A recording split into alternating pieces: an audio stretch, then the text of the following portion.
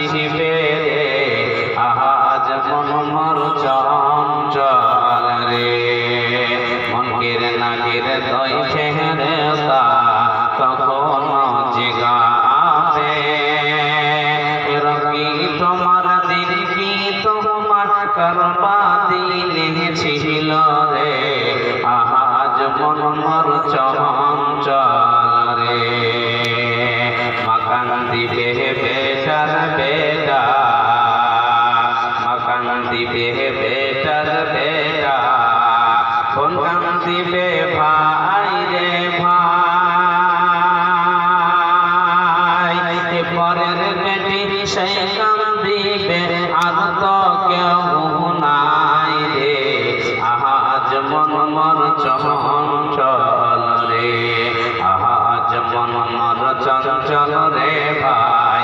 ঝরে দুটি আখি বুঝাইলে বুঝিস না মন তুই কোন জঙ্গলের পাখি রে, আজ মন মোর চঞ্চল রে।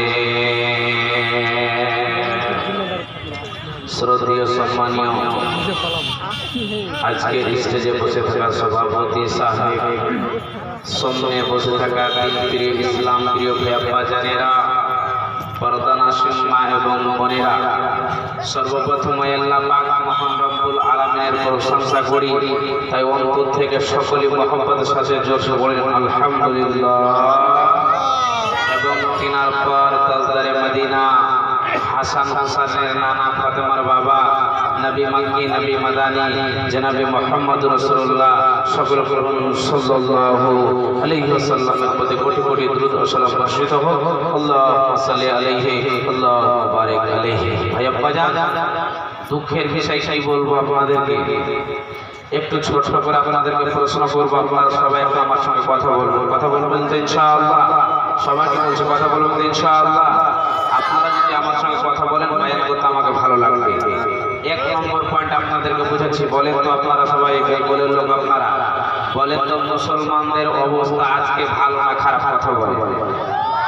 খারাপ, খারাপ। মুসলমানদের অবস্থা আজকে খারাপ। কেন খারাপ? এক কথায় উত্তর দেব। মসজিদে আপনাকে ডাকছে, হাইয়া আলাস সালাম, হাইয়া আলাল ফালাহ। এই ডাকটা কার? আমার আপনার নয়। এই ডাকটা হলো মহান আল্লাহ। আল্লাহ বলছেন, বান্দারে এসো এসো তোমরা সালাতের দিকে এসো। তারপরে আল্লাহ বলছেন, বান্দা বান্দিরে তোরা কামিয়াব নিবি তো আমার কাছে আয়। তখন আজান হচ্ছে, আর আমার আপনার মতো মুসলমান চায়ের দোকানে বিড়ি টানছে আর বলছে আজকে মুসলমানদের অবস্থা ভালো নাই। আল্লাহ বলছেন, তোর কপালে ঝাঁটার লাঠি বান্দা শোনে নে।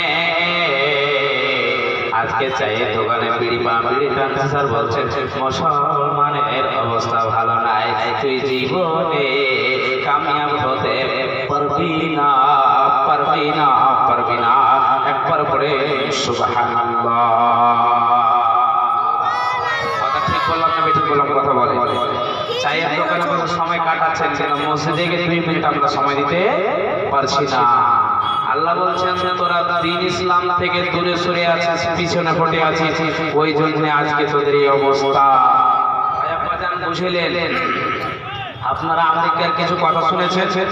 গত কয়েকদিন আগে যে আগুন জ্বলে পুরো ছারখার হয়ে সব শেষ হয়ে গেল, বুঝেছেন তো? আমেরিকা, এদের ব্যাপারে আমি বিশেষ বেশি কথা বলবো না, কয়েকটা কথা বলি। আল্লাহর গজব এদের প্রতি নাজিল হয়েছে। এরা জানেন ইসরায়েলের লোকেরাকে এরা নিজে বম দিয়ে টাকা পয়সা দিয়ে তাদেরকে সাহায্য করে ফিলিস্তিনের মুসলমানদেরকে মেরেছে। কথা বুঝতে পারছেন? কচি কচি বাচ্চারা মারা গেছে।